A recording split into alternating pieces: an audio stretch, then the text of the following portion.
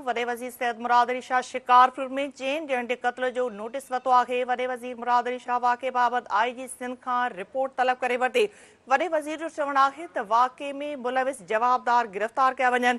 अमन अमान ते सौदेबाज़ी न थींदी। वॾे वज़ीर सैयद मुराद अली शाह शिकारपुर में चेन ॾियण जे क़त्ल जो नोटिस वरितो आहे।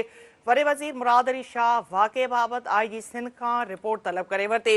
वॾे वज़ीर जो चवणु आहे त वाक़े में मुलविस जवाबदार गिरफ़्तार कया वञनि।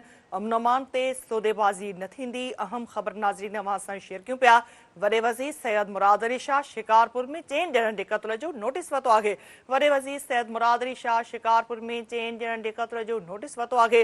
वॾे वज़ीर मुराद अली शाह वाक़े बाबति आईजी सिंध खां रिपोर्ट तलब करे वरिती। वॾे वज़ीर जो चवणु आहे त वाक़े में मुलविस जवाबदार गिरफ़्तार कया वञनि। अमन अमान ते सौदेबाज़ी न थींदी। वॾे वज़ीर सैयद मुराद अली शाह शिकारपुर में चेन ॾियण जे क़त्ल जो नोटिस वरितो आहे। वॾे वज़ीर मुराद अली शाह वाक़े बाबति आईजी सिंध खां रिपोर्ट तलब करे वरिती। ही अहम ख़बर अवां खे ॾियूं पिया त वॾे वज़ीर सैयद मुराद अली शाह शिकारपुर में चेन ॾियण जे क़त्ल जो नोटिस वरितो आहे। वॾे वज़ीर मुराद अली शाह वाक़े बाबति आईजी सिंध खां रिपोर्ट तलब करे वरिती। वॾे वज़ीर जो चवणु आहे त वाक़े में मुलविस जवाबदार गिरफ़्तार कया वञनि। अमन अमान ते सौदेबाज़ी न थींदी।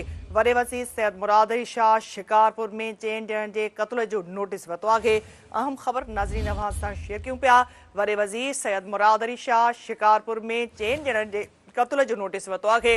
वॾे वज़ीर मुराद अली शाह वाक़े बाबति आईजी सिंध खां रिपोर्ट तलब करे वरिती आहे। वॾे वज़ीर जो चवणु आहे त वाक़े में मुलविस जवाबदार गिरफ़्तार कया वञनि। अमन अमान ते कंहिं बि क़िस्म जी सौदेबाज़ी न थींदी। वधीक अपडेट्स लाइ असां राब्तो कयो आहे कराची में सिंध टीवी न्यूज़ जे चीफ रिपोर्टर फयाज़ कुरैशी सां। फयाज़, कहिड़ा अपडेट्स आहिनि हिन ख़बर जा? बिल्कुल निदा सिंधे वॾे वज़ीर सैयद मुराद अली शाह शिकारपुर वाक़े जो न सिर्फ़ सख़्तु नोटिस वरितो आहे बल्कि वॾे वज़ीर चवणो हो कि 4 माण्हुनि जे क़त्ल जे वाक़े जे हवाले सां जेको सूरताल आहे उन न सिर्फ़ मज़मूत करे थो बल्कि आईजी पुलिस खे वॾे वज़ीर ते रिपोर्ट तलब कई ऐं अमन अमान जी सूरताल जे हवाले सां चवणु आहे त हिन हवाले सां कंहिं बि क़िस्म जी ॻाल्हि बर्दाश्त न कबी। शिकारपुर वाक़े में मुलविस जेके जवाबदार आहिनि उनखे फौरी तौर ते गिरफ़्तार कयो वञे। वॾे वज़ीर चवणो हो त अमन दुश्मन उनसर जेके आहिनि उन ख़िलाफ़ सख़्तु कार्रवाई कई वञे ऐं फायरिंग वारो जेको वाक़ियो शिकारपुर इलाइक़े गॾु यासीन टूल प्लाज़ा वेझो पेश आयो आहे। हिन हवाले सां आईजी पुलिस वॾे वज़ीर खे सिर्फ़ु आगाही बि न बल्कि हिन हवाले सां आईजी पुलिस खे चवणो त जवाब जे ख़िलाफ़ जेका अॻुभराई कई पई थी वञे ऐं हिकिड़ी कार जेका फायरिंग जे मामले में मुलविस आहे उन नतीजे में 4 जेके माण्हू उहे फोत थिया आहिनि। त शिकारपुर वाक़े में जेके फोत थियल माण्हुनि जे वारसनि सां बि न सिर्फ़ु वॾे वज़ीर हमदर्दी इज़हार कयो आहे बल्कि संदसि जो चवणु आहे त जवाबदारनि खे फौरी तौर ते गिरफ़्तार करे उन ते कैफ़ियत सज़ा ताईं पहुचायो वञे। जी निदा।